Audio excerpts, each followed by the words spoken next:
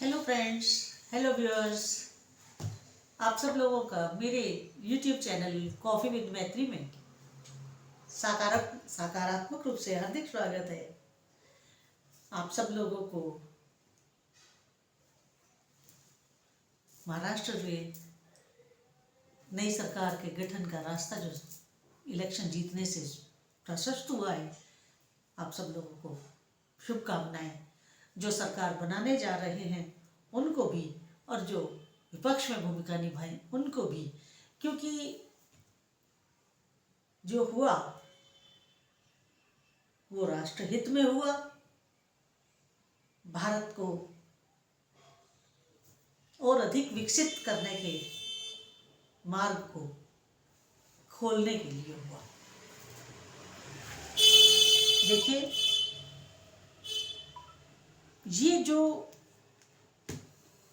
Elections के results आए हैं, मैं महाराष्ट्र की बात कर रही हूँ, कल ही आए हैं, और बीजेपी महायुति की जो इतनी बड़ी जीत हुई है, इतनी बड़ी जीत, ऐतिहासिक जीत है, इसमें बहुत मेहनत और कड़ी लगन का तो ये प्रतिफल है ही, मगर इसके पीछे बटेंगे तो कटेंगे, एक रहेंगे तो सेफ रहेंगे, इसकी भी उतनी ही भूमिका है जितनी कड़ी मेहनत की है। क्यों? क्योंकि अब बिल्कुल स्पष्टम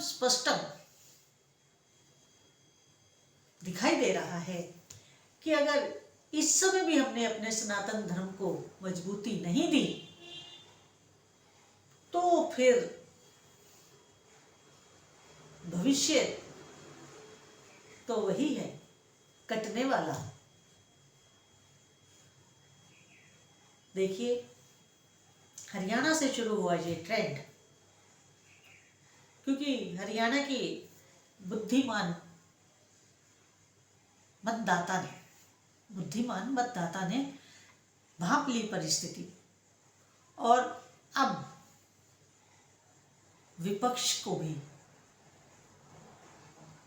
समय की मांग के अनुसार अपने को बदलना चाहिए।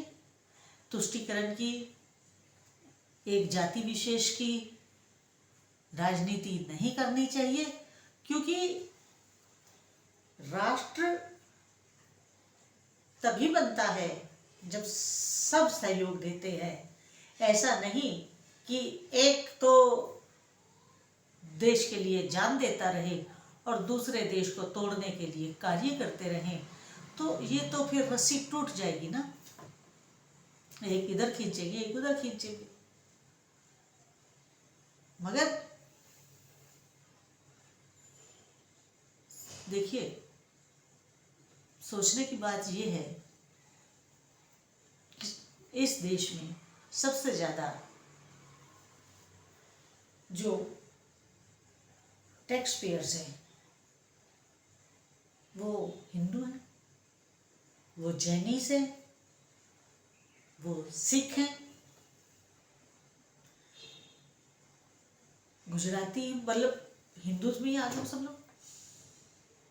हम सब लोग देश की अर्थव्यवस्था को आगे बढ़ाने के लिए टैक्स देते हैं, इनकम टैक्स देते हैं, और सब्सिडीज और यात्राएं और वो सब उन लोगों के लिए जो कुछ नहीं करते हैं। इधर बम फोड़ा, उधर दंगा किया, उधर जलाया, उधर मारा, उधर पीटा। तो वन साइडेड तो देश नहीं चलेगा। और अगर अपना देश संभालना है तो महाराष्ट्र जैसी या हरियाणा जैसी मजबूत सरकारें लानी होगी, तभी देश बनेगा, तभी सनातन बचेगा, तभी हिंदू बचेगा। अदरवाइज हिंदुओं का भविष्य फिर अंधकार में है। अफगानिस्तान आपके हाथ से गया, बर्मा आपके हाथ से गया, है, नेपाल आपके हाथ से गया, पाकिस्तान आपके हाथ से गया, बांग्लादेश आपके हाथ से गया, तो आपके लिए अब ये जो देश बचा है इसको संभाल के रखिए। उन लोगों के लिए तो 57-58 कंट्रीज हैं, आपके लिए कोई कंट्री नहीं है, आप कहाँ जाएंगे। इसलिए जो अब जागरूकता आप में आ रही है, इस जागरूकता को एक आग का रूप दीजिए, ताकि हम अपने को बचा सकें, अपनी संततियों को अच्छा जीवन दे सकें। अगर हम सब एक हो गए तो उन लोगों को भी सुधरना पड़ेगा। अगर उन्हें यहाँ रहना है तो सुधरना पड़ेगा, नहीं तो मालूम ही है आपको क्या होगा। अब असली खतरे की घंटी तो उन नेताओं को समझ में आ रही होगी कि खतरे की घंटी बज चुकी है, जो आज तक जाति पाति में बांट करके, धर्म में बांट करके, संप्रदायों में बांट करके राजनीति करना चाहते थे। अब उन लोगों के मुंह के ऊपर हरियाणा की जनता ने, महाराष्ट्र की जनता ने तमाचा मारा है। ऐसा तमाचा मारा है कि दोनों तरफ 5-5 उंगलियां छपी हैं। अब उन नेताओं को एक बार अपना मंथन करना चाहिए कि किसको हम गाली दे रहे हैं और कहाँ प्रश्रय दे रहे हैं, और इन नेताओं के ऐसे व्यवहार से राष्ट्र का कितना नुकसान हो रहा है, देश का कितना नुकसान हो रहा है। इसके साथ एक चीज और वो ये कि जो नेता अपने आप को जातियों में बांटते हैं, वो पूरे राष्ट्र का प्रतिनिधित्व नहीं कर सकते। वो जिन लोगों से वोट मांगेंगे उन्हीं का कार्य करेंगे, और जो दूसरे लोग होंगे ना तो वो उनको अपना मतदाता मानते हैं, ना मतदाता उन्हें अपना नेता मान पाएंगे। तो वो जो एक गैप आ जाएगा ना बीच में, नेता तो सबका होता है, लीडर तो सबके लिए होता है, उसको तो सारे अपने जनता को एक ही निगाह से देखना चाहिए।